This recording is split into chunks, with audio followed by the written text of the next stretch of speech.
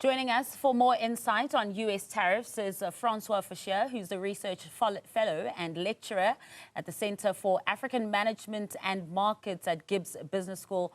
Francois, thank you so much for joining us for such an important conversation.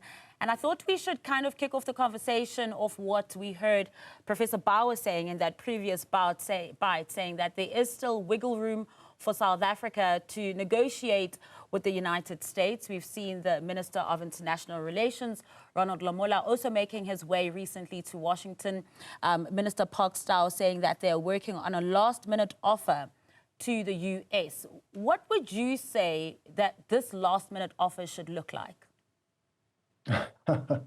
Good evening, thank you. I think if we see what has happened in the last 24 hours, it reminds me of what Henry Kissinger said of the US many years ago, and he said it may be dangerous to be America's enemy, but to be America's friend is fatal. And clearly over the last 24 hours, we have not been a friend, but we have been fatally wounded today, to be honest with you. What has happened in the last 24 hours is that we've ended up with a 30% tariff on all goods, with only a few exceptions, as has usually been the case with the US. And those have been on precious metals and critical minerals, gold, platinum, rhodium, and the like. And they attract no import duty from South Africa into the US. But we've also been hit with a 50% on steel, aluminium, and as from today on copper as well. We've also experienced 25% import duties on cars. So we went from 0% car import duties under AGOA to 25 in an industry that globally sits with margins of well below 5%. So AGOA, for all practical purposes, has died a very, very sudden death. What we are now trying rather is trying to roll out so-called emergency measures as tariffs are hitting us. And support measures are now talked about. And this includes the launch of a so-called export support desk to help South Africa, ease new trade relations. So I think our ability to negotiate is significantly less after today than what it has been before. We have not changed our stance towards the US, so it's very difficult to see us in a position where we can negotiate a proper trade deal with the US unless we change our stance towards the US. There are very good reasons why the US is doing this. Washington has articulated several justifications for these tariffs and has been coming for quite a while. I think primary among them are claims of so-called unsustainable trade deficits in the US, which is absolute nonsense, and so-called national security threats, which has got a little bit more merit. And those security threats sits under the so-called Section 232 of the Trade Expansion Act. But I think beyond the economic rationale from the US, a very strong geopolitical dimension has become evident.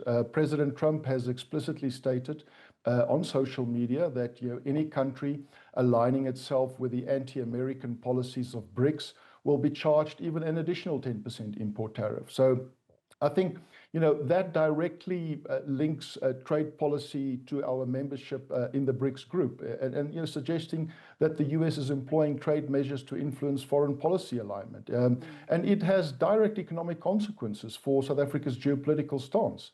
It presents a dilemma between maintaining independent foreign policy on the one side and on the other side mitigating economic penalties. So I think further complications are US concerns regarding South Africa's domestic race policies, particularly BEE, and also South Africa's genocide case against Israel at the World Court. So I find it very difficult to believe that we are in a strong negotiation position while we have not changed our stance towards the US. When it comes to foreign policy as well, of course, the matter of South Africa also taking Israel to the ICJ has been a sore thorn for America.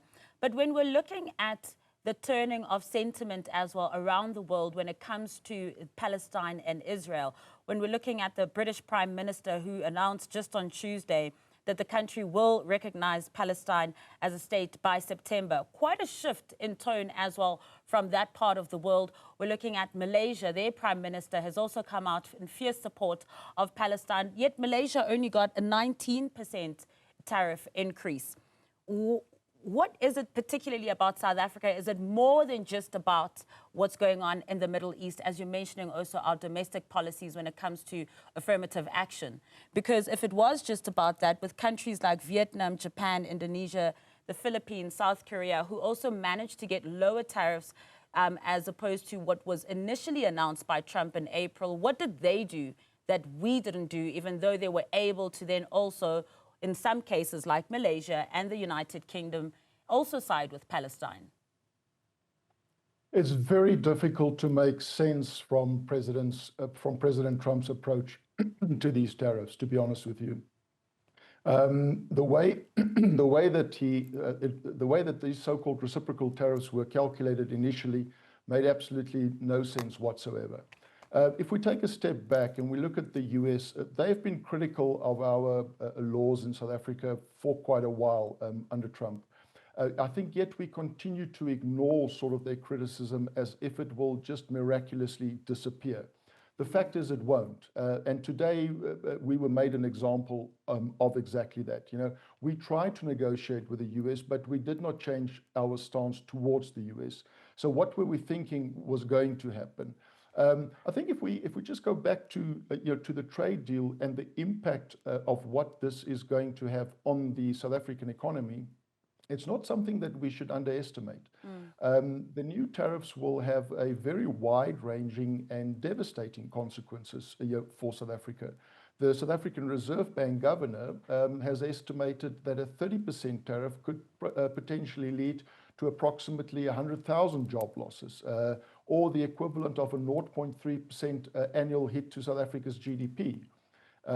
So we can still export to the US, but with the import tariff differentials we now have with other Southern Hemisphere agricultural producers, like oranges from Chile or from Peru, we enjoy much lower tariff, or they enjoy much lower tariffs. That will cause great disruption to our agricultural exporters. So, the same is true for our wine, and for many of our products we ship in smaller quantities, often by smaller companies. Two of the industries, of course, which are the heaviest hit by this is the automotive industry in South Africa, and then also citrus within agriculture. Just to put into perspective, the automotive sector in South Africa is South Africa's manufacturing powerhouse. It contributes more than 5% to our GDP, and it sustains more than 500,000 jobs across a very extensive value chain. Last year, automotive products constituted 64% of all the South Africa's trade with the US under AGOA, and it generated almost 30 billion rand in export revenue. Now, a critical observation is the dramatic pre-tariff export collapse that we've actually experienced in the first 6 months of this year compared to last year. Vehicle exports from South Africa to the US this year is 82% less in the first 6 months of the year versus last year. So a substantial portion of this economic damage has already materialized due to uncertainty rather than solely from the direct cost of the tariff. So a very tangible example of this impact is seen at East London's plant, Mercedes-Benz's plant in East London, where nearly 90% of all the C-Class that they produce over there are destined for the US roads. So, this directly translates into job losses and broader economic fallout for the Eastern Cape. If we look at citrus, so we've got auto and we've got citrus, the US market holds significant importance for the South African citrus industry. The Western Cape and the Northern Cape alone exports about 7 million cartons annually. And this trade forms really sort of the backbone of employment in these rural communities, such as in Citrus Dal, for instance, supporting thousands of livelihoods across the value chain. So massive this impact. new tariff could effectively price out citrus out of the US market. And that is a very scary picture to look at indeed. Francois, thank you so much for also giving us that real life picture on the ground and what it'll look like and what it's already started to look like. That, of course, is Francois Fouche from the Gibbs Business School.